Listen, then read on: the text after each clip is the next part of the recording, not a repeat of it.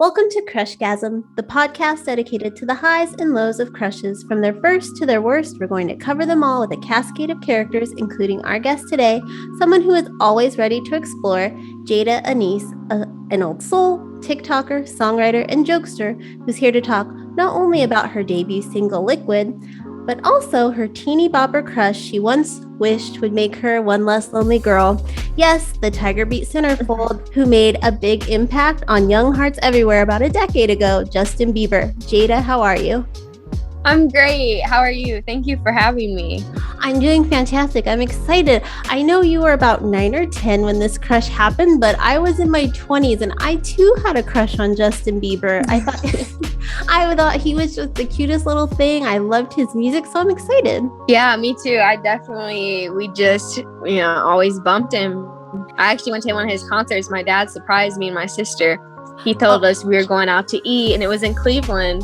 And he took us and we got out the car and we're like, where are we? And we're trying to figure out where we are. And then we realized there was a Justin Bieber concert. And of course we weren't all dressed up how we wanted to be. So he bought us these little Justin Bieber t-shirts at the concert. So that was kind of cool.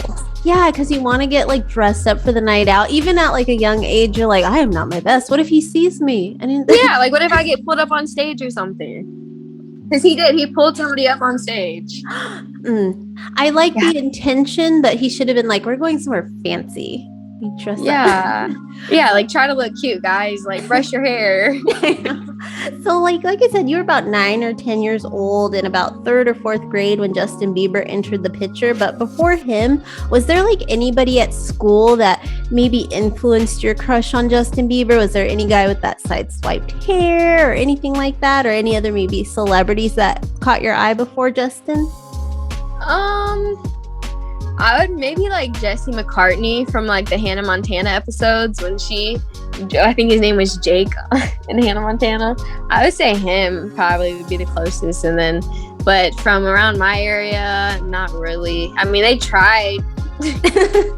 They tried to pull it off. It just didn't work out the same. So I'm not sure of the science, but at this age, this grade, it seems to be when a lot of us start to have our first kind of celebrity infatuation, the big one. I think about 4th grade was around the time Nick Carter of Backstreet Boys kind of entered my world. And I was like, this is my husband. Right. So I was and again, every girl my age back then was obsessed with either Backstreet Boys or NSYNC. And it was you weren't cool unless you liked one of them, which made me think because you noted that every girl in class was kind of into Justin Bieber at the time.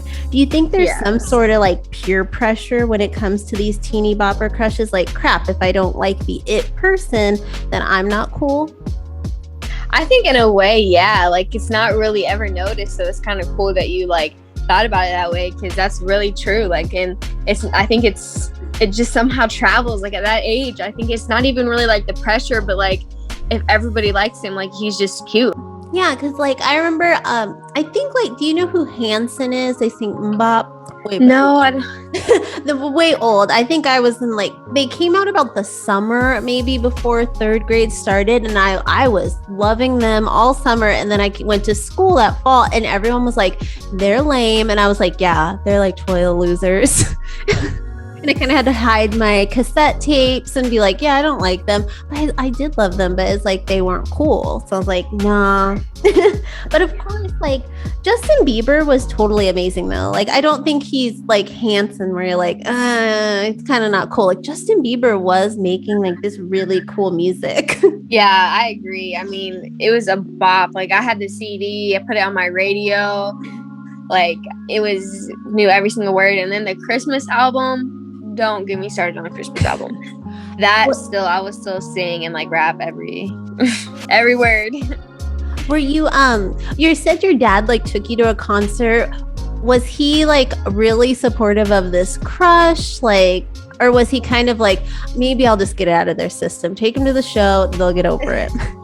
Well, he just kind of a funny story actually. We had a big poster of him and he was on our door and our door was shut, and my dad went to go to the bathroom and he had seen a light from outside the curtain shine in on the poster, and he like got like squared up with the door, like was ready to, you know, knock down the door because he thought it was somebody, and the whole time it was a Justin Bieber poster.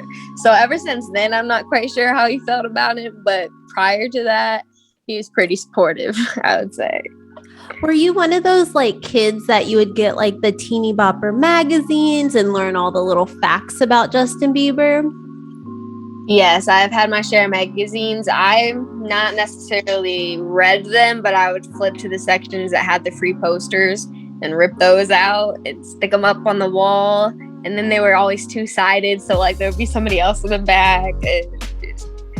Oh, I know the pain for sure, because I had like the Backstreet Boys, and then I had a friend, he loved Britney Spears, and he would always be like, well, can I have this poster of her? And I was like, Backstreet's on the back. Like, no, you could take the NSYNC ones that have Britney, but like those were hot commodities. Exactly.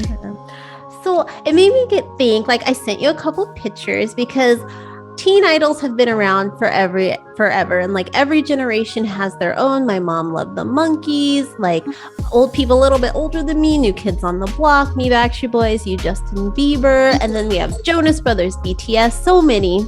So I wanted to go through the 70s, 80s, and 90s with you to kind of see who your teen idol crush would be out of these three like major of each decade.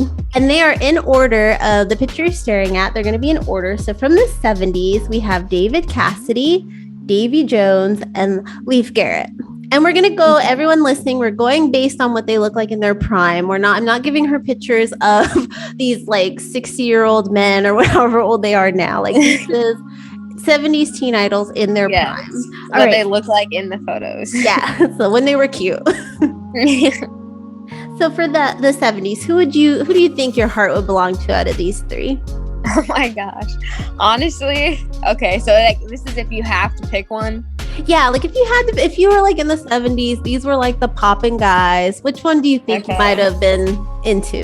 If I had to be into one, it would probably be at the time.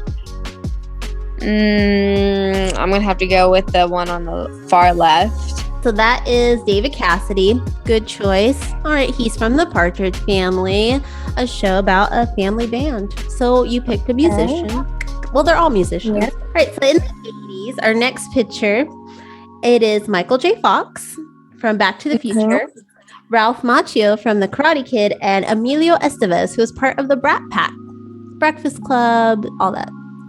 Okay. These guys are a little bit more modern, a little bit more handsome than our 70s guys. Okay, yeah, the one on the left. All the way to the left. Ooh, Emilio Estevez. Mm-hmm. He's still pretty. He's kind of handsome today. Kind of. Is he? Yeah. Kind of. A little bit.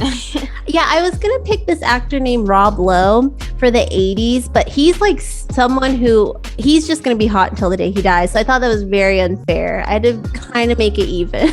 Right. He's just one of those guys. So for the 90s, it's going to be the boy bands. So the picture is all the guys. And the first picture on top is going to be Backstreet Boys. And then in the middle is NSYNC. And then the bottom, kind of like the third place always, 98 Degrees, the Gap models of boy bands. Okay. So all as a group, which one would I say? Yeah, like which group do you think had the best aesthetic looks-wise? That's a tough one. I kind of like them all. I'd have to go with the top. Yep, Backstreet Boys, number one. Okay. Yeah. Good choice. They look like they're filled with personality. Good choice. And they are still around and doing very well. Aww. I just went to Vegas to see two of them perform in this very weird Vegas show with a member of NSYNC and one of the guys from Boyz II Men. It was a thing. I'm not sure what it was, but it was something I risked getting sick for. But we're going to get back to Justin Bieber, who, in my opinion, will one day be looked back upon as like one of the like pristine teeny boppers of like your era. And it seems like your crush on Justin Bieber started as soon as he hit the scene. But how did you come to like discover him? Was it a video, a song on the radio, a picture in a magazine? Yeah, honestly, I just remember watching his YouTube video, like on the guitar, like the first one that I think kind of put him on the map. And then I remember seeing it again and knowing that it went viral, and he was just this, then it just all blew up. Oh, so you were watching him before he like came and he had like a record deal, like you were searching the YouTubes. I think so. I don't know if I seen him on a show, but yeah, I used to watch YouTube a lot, and I just remember seeing it twice. I don't remember if it could have been like right when it was blowing up, or I don't know, but I do remember seeing it like, and then seeing it later down the line. And what was it about Justin Bieber that kind of made him it for you at the time? Honestly, I just like the catchy songs. And then, of course, you know, he had that little swag behind him. So at the time, I was, you know, it's just like, it was cute. Yeah, he had this, like, there's just something about him that was very magnetic when he came out. I think it's, he had the it factor, that Scooter Braun, he knew. He knew. Yep. And it seems around that time, you started to write your own songs. Did Justin Bieber kind of influence you in that regard?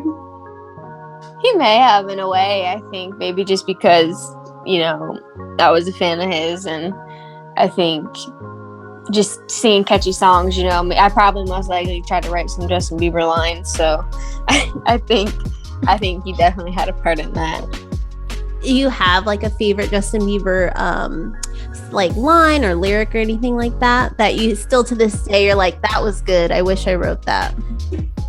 I liked Justin Bieber's I liked his, it was I can't think of the song now, but it was one of his like low-key songs, and it was the one that was like Romeo and Juliet. I forget what that's called, but that was Stuck in the Moment with You, I think.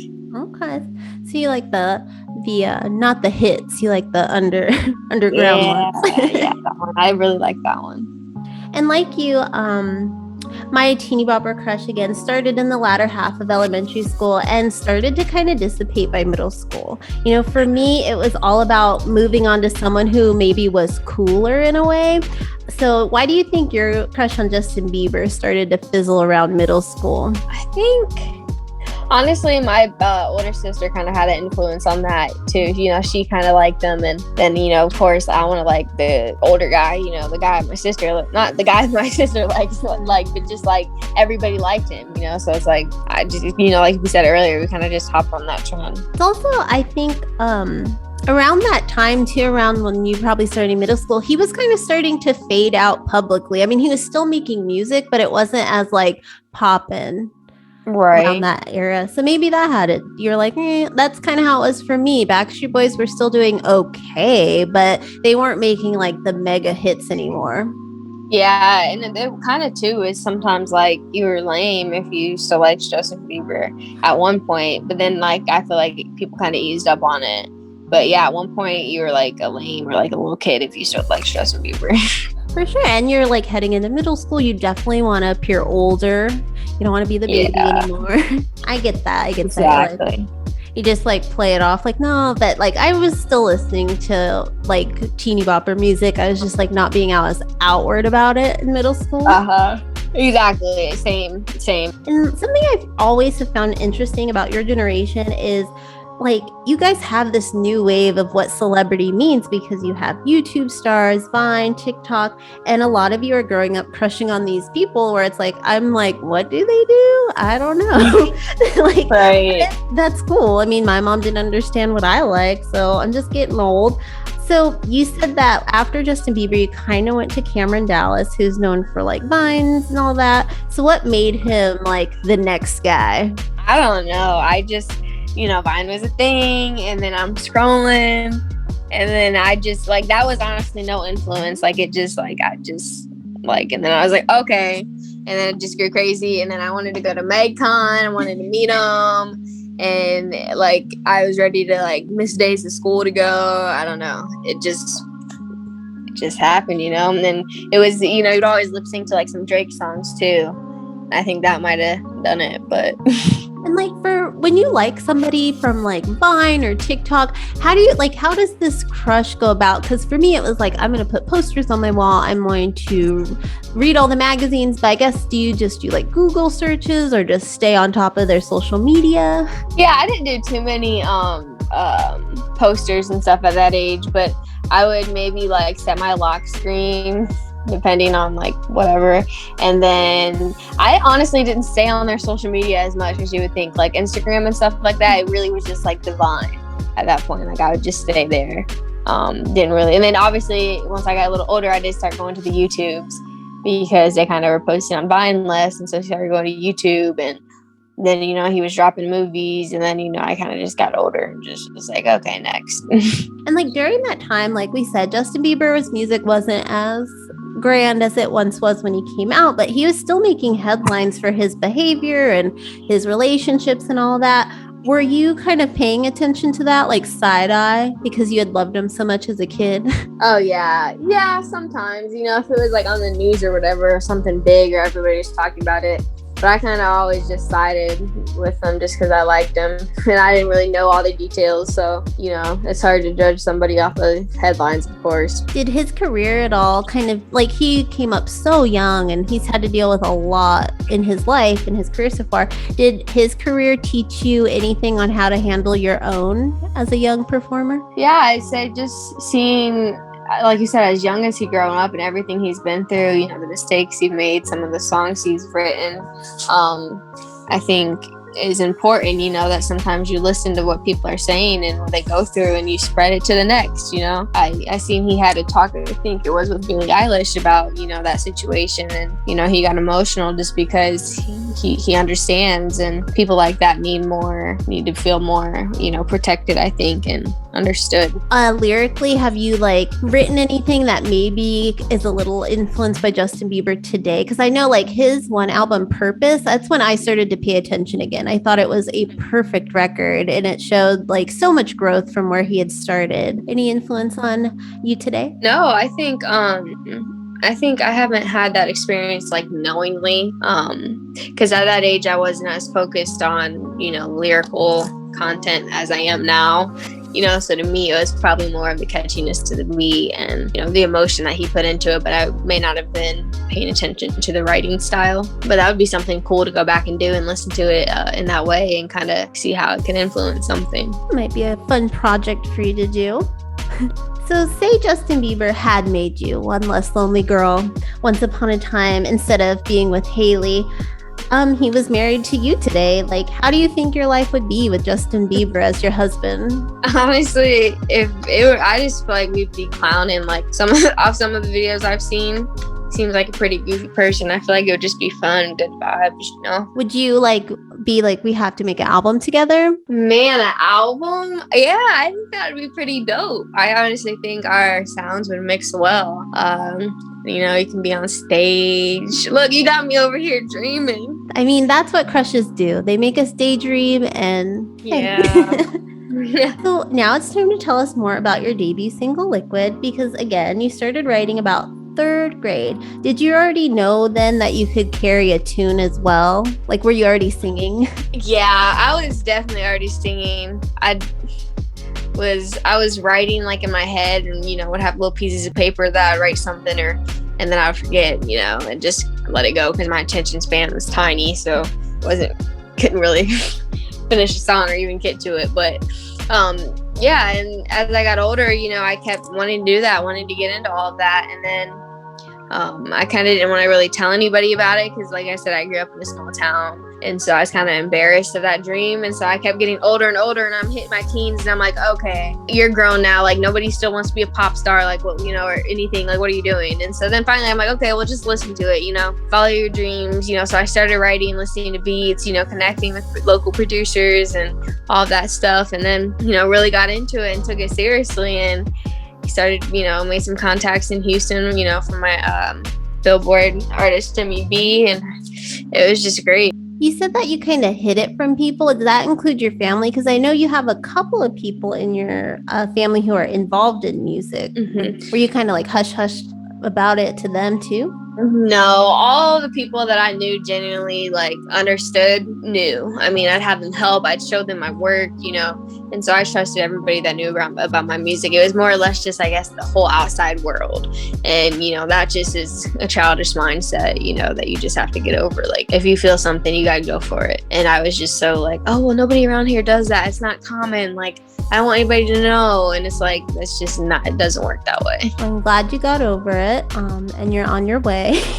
Yeah. And a few years ago, you wrote a song called Fuck Love. How do you think that one compares to where you are now with Liquid, like, as an artist, as a songwriter? I would say that song originally was one of my first songs. So that's the way it's developed from the first time I wrote it, because it's still going to be something that you guys can look forward to hearing about in the future. But we've changed it so much from the very first time I recorded it. It's really cool to see the difference in the songs. Do you think you've grown as an artist since writing that song to now? Oh, yes, 100%. I mean, I don't get to get in the studio too often because I said, I record in Houston, Texas, and I live in Ohio. So it's a trip each time. But each time I go, I learn so much just being able to have that interaction with the people that I work with up there. We all work well together, and it's just amazing every time. Hey, you guys really vibe together, which is kind of what Liquid is about. It captures this feeling of what it means to really be down with somebody. And was that inspired by someone in real life, or were you just putting out those imaginary feels? Well, yeah, it was my boyfriend actually at the time. And I was in Houston, and I was actually writing a sad song. And it was more emotional song, pretty deep, and your feeling song. And then they were like, okay, well, we just recorded 3 emotional songs, let's try to switch the vibe. And they're like, just think about Almar, just think about your guys' vibe and everything you guys do. And so then I went back to the hotel room that night and started writing, and it just and then it just happened, and then we went and recorded it, and it's a little bop. Again, we're gonna stick with the vibes because that's what the song is all about. And so for you, what's the number one activity that you think you can do with someone that will prove that you vibe with them romantically? Other than obvious things. Honestly, yeah, okay, so not obvious. I don't know. It's kind of obvious, but there's a deeper meaning to it. I'm going to have to say laughing. If you can honestly just totally clown, for me at least, humor and that connection, because my sense of humor is different, and some people may not think, I'm just, it's different. It's if you can click with me and my personality and understand my jokes, or when I'm being sarcastic, and do weird stuff with me, and we can just sit there and laugh and clown, that's number one. Not number one, but that's up there on the connection side of things. On a first date, do you kind of gauge that? Do you tell a joke and you're like, they didn't get it, this isn't gonna work? Nope. Oh yeah, I'm I don't go being all shy. Obviously you're gonna be nervous and stuff, but I want to be myself clear at first, because later down the line when I start acting like this me, I don't want it to be a shock. So it's if you're gonna like me, you gotta like me for me now, because why put up a front, you know what I'm saying? And obviously everybody always puts out their best foot forward at first. That's just human nature, but you know what I'm saying? Yeah, they always have those memes, when you first start dating and then a few months into the relationship, the difference is you're all pretty and stuff, and then you're hair's a mess, in sweatpants, just watching Netflix. But that's when it gets real, and that's when it's fun. True. So yeah. So on top of music, you've noted that you're kind of interested in getting into a couple of things that Justin Bieber has also done. That's modeling and acting. Do you have any plans for the coming up, or are you still in the works? Yeah, it's still in the works as of now, yeah. Because you're in Ohio, do you have any plans to move to New York or LA or anything like that after, things kind of settle in the world? Yeah.